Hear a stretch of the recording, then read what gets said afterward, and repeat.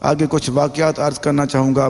ایک مرتبہ سرکار دو عالم صلی اللہ تعالیٰ علیہ وسلم اپنے صحابہ کرام رضی اللہ عنہم کے درمیان موجود تھے، بیٹھے ہوئے تھے، اور کچھ دور بچے گیند کھیل رہے تھے، بال کھیل رہے تھے، اور کھیلتے کھیلتے ان کی بال کہ سرکار دو عالم صلی اللہ علیہ وسلم کی کچہری میں آ پڑی۔ کچھ بچے پیچھے ہٹ گئے، اور وہ سوچنے لگے کہ کون جائے اس کو اٹھانے کے لیے۔ ایک بچہ سیدھا دوڑتا ہوا آیا، اس نے آ کر وہ بال اٹھا لی اور واپس چلا گیا۔ تو سرکار دو عالم صلی اللہ علیہ وسلم تشریف فرماتے آپ نے فرما دیا، اے میرے صحابہ یہ سن لو، یہ بچہ حرام کا ہے۔ وہ اس کا والد وہاں پہ موجود تھا، وہ صحابی رسول تھا۔ اس نے سوچا، اس کے دل میں خیال آیا یہ تو بچہ میرا ہے، یہ کیسے حرام کا ہوا، کیسے یہ حرامی ہے۔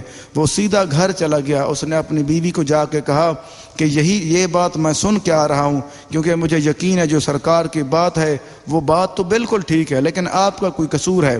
اس نے عرض کی کہ میرے سر کے تاج، میرے خامد، میرا کوئی قصور نہیں، یہ بچہ آپ کا ہی ہے۔ پھر وہ جب دونوں ایک دوسرے کے ساتھ بات کرنے لگے، پھر انہوں نے سوچا بات تو سچ ہے، کیونکہ اس میں جھوٹ تو ہو ہی نہیں سکتا، کیونکہ ہمارے سرکار ہمیشہ سچ بولتے ہیں۔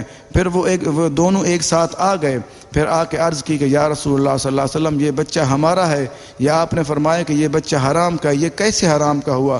پھر سرکار دو عالم صلی اللہ علیہ وسلم نے ارشاد فرمایا کہ تو ایک دن اپنے گھر جا رہا تھا، راستے میں کسی کا ایک پرنالہ گرا پڑا تھا، کیونکہ ان دنوں اس وقت یہ جو پرنالے ہوتے تھے یہ لکڑی کے ہوتے تھے، اس لیے تو نے وہ اٹھا لیا، تو نے جا کے اپنے گھر میں اسی کی آگ جلائی، وہ آگ جلا کے روٹی پکائی اور روٹی کھائی، اسی دن یہ پیدا ہوا، اس لیے یہ حرام کا ہے۔ اللہ اکبر!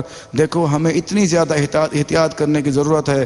کبھی ہم اگر کوئی کھانے پکانے میں کوئی لکڑی بھی حرام کی ڈال جائے یا کسی اور کی ہو، اس کے لیے بھی جو کھائے گا اگر وہ بچہ پیدا ہوگا پھر بھی وہ حرام کا شمار ہوگا۔ اللہ اکبر! اس کی تھوڑی سی وضاحت کرنا چاہوں گا، وہ یہ ہے، ایک تو جو حرام کا ہوگا، حرامی ہوتے ہیں وہ ادب نہیں کرتے، ان کے اندر ادب نہیں ہوتا، اس لیے آپ نے فرما دیا۔